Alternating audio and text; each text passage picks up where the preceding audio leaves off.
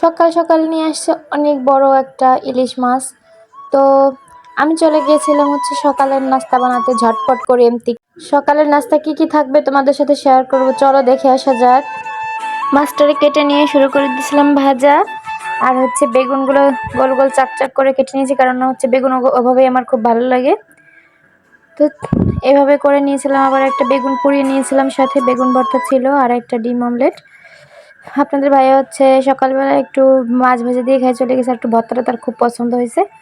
আর আমি আর আমার ছেলে ডিমটা দিয়ে খাবার খেয়ে নিয়েছি। তো এরপরে কি আর করবো, এক এক করে কাজ কাম শুরু করে দিয়েছি। মনে করো সকালবেলা আমাদের শুরু হয়, যতই বলি আমরা গ্রামে থাকি না কেন, একটু দেরি হয় আর বা একটু আগেই হয়। যেহেতু আমার ছোট ছোট বাচ্চারা আছে, ওরা অনেক রাত করে ঘুমায়, তার কারণে আমার একটু দেরি হয়ে যায়। তো আমার মেয়েটা অনেক সময় ঘুমাইছিল, যার কারণে আমি আর এখানে আসতে পারিনি।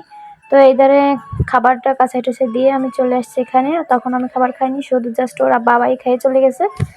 তো এখানে আমি আমার যে কাপড় চোপড়গুলো রাত্রে মনে করো যে বের করা ছিল, কম্বল বের করছে, এগুলো সব কাছে কুছে নিয়েছিলাম। তো আমার কেন যেন একদিনের ভিতরে আমার বেসিনটা মিনিমাম 5-10 বারের বেশি ঝাড়ু দিই, কারণ কেমন যেন মনে হয়। আসলে তো নিচা ঘর আরও সাইডের বাইরে যে মাটিগুলো আছে সব জায়গায় প্রায় জায়গায় বালু আর বালু। তো এরপরে হচ্ছে আমি বাইরে চলে গেছিলাম সকালবেলা। গ্রামের মানুষের তো কতই না কাজ থাকে, একটার পরে একটাই আসে, একটার পরে একটাই আসে। তো আমি আমার গাছের হচ্ছে অনেক যত্ন কেয়ার করি, কারণ যে যাই বলুক না কেন আমার গাছ হচ্ছে আমার প্রাণ, আমার বাচ্চাদের মতো। ওদেরকে আমি খুবই খুবই ভালোবাসি। তো ওদের হচ্ছে দেখতেছি যে গ্রোথটা একটু কম হয়ে গেছে, শীতের কারণে নাকি জানি না। তো আমি ওর যে ছোট ছোট নিচে যে ডালগুলো ছিল ওইগুলো একটু ছেটে দিচ্ছিলাম, যাতে তাড়াতাড়ি গাছগুলো বাড়ে। আর ভাবতেছিলাম মনে মনে যে সাইডের জঙ্গলগুলো একটা লোক টোক নিয়ে পরিষ্কার করাই দিব।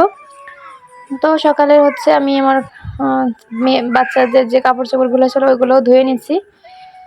এরপর হচ্ছে এখানে আমি অনেক চারা গাছও দিছি। এর প্রত্যেকটা গাছের গোড়ায় গোড়ায় আমার মরিচ গাছ, যেরকম বেগুন গাছ, আরও অনেক সবজি গাছ দেওয়া আছে, যেগুলো আমি বড় হলে যখন ফল আসবে তখন দেখাবো। এখানে যে পুঁই শাকও আছে।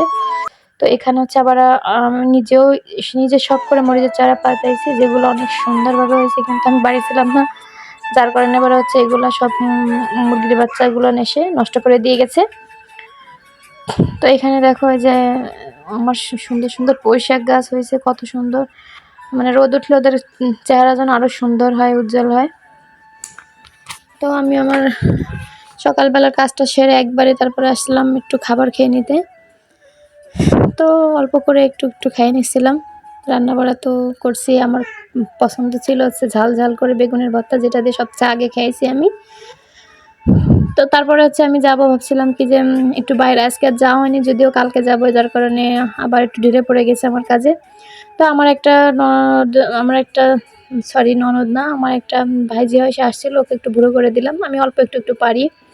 এরপরে তারা নিয়ে একটু বাদাম খাওয়া দাওয়া করছে। এরপরে দেখো আমার বাচ্চারা বাইরে যাচ্ছে, অবশেষে তারাও যে ফিরে আসছে। তো আল্লাহ হাফেজ, দেখা হবে নতুন কোনো ভিডিও নিয়ে।